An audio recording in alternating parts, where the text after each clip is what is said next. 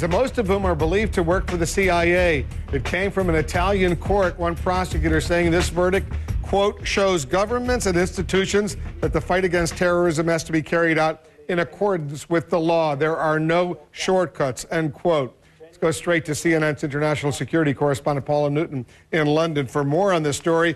Give us some background, Paula. What happened?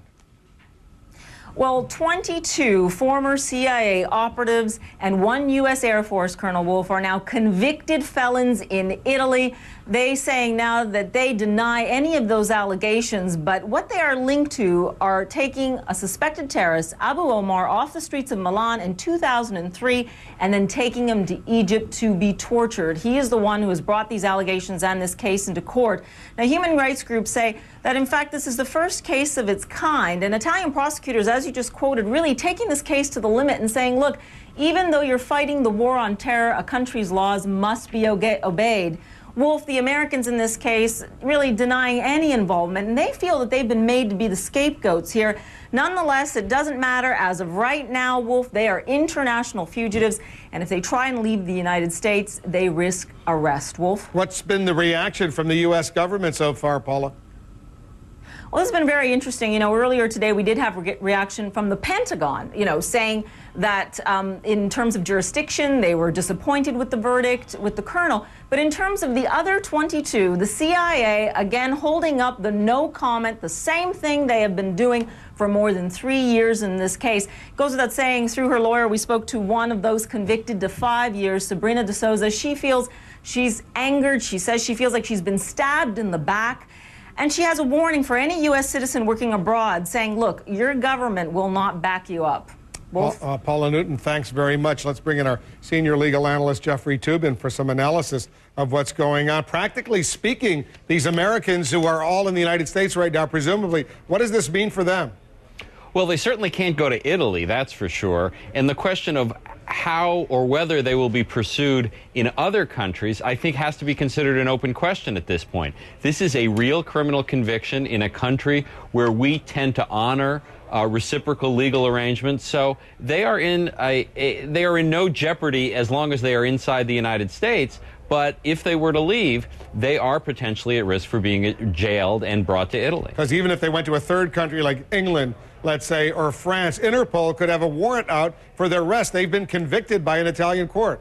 That's why this is so troubling. It would be one thing if they only had to stay out of Italy, but because of Interpol, because of the reciprocal nature of these agreements, they are potentially at risk almost anywhere they go. What are the ramifications going forward for the CIA, indeed for other U.S. officials?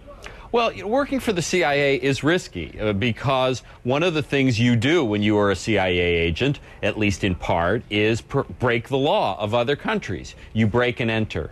You pay bribes. Now, often CIA agents have what they call a liaison relationship with the host government. And here, Italy is an ally.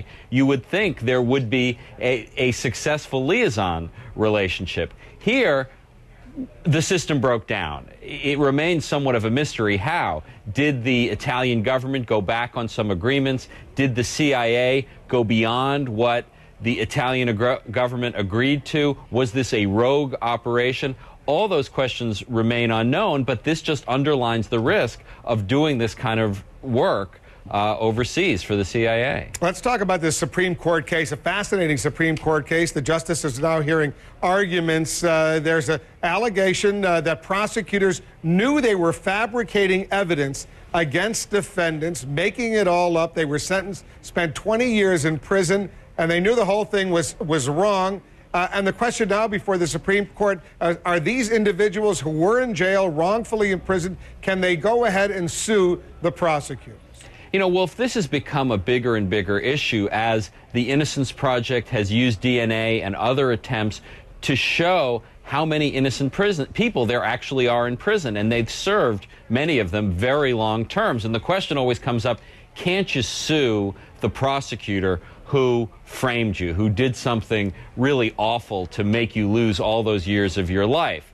What the Supreme Court has said previously is prosecutors are immune from lawsuit for anything they do inside the courtroom. Anything you do or say as a prosecutor in court you can't be sued for. The issue in this case is, what if before you go to court, you set up a corrupt deal to prosecute someone unlawfully? What if you frame someone by setting up the testimony in advance? Is that act immune from civil lawsuit? And the justices actually seemed pretty sympathetic to the plaintiffs in this case, to the wrongfully convicted guy. The Obama administration's position on this is fascinating.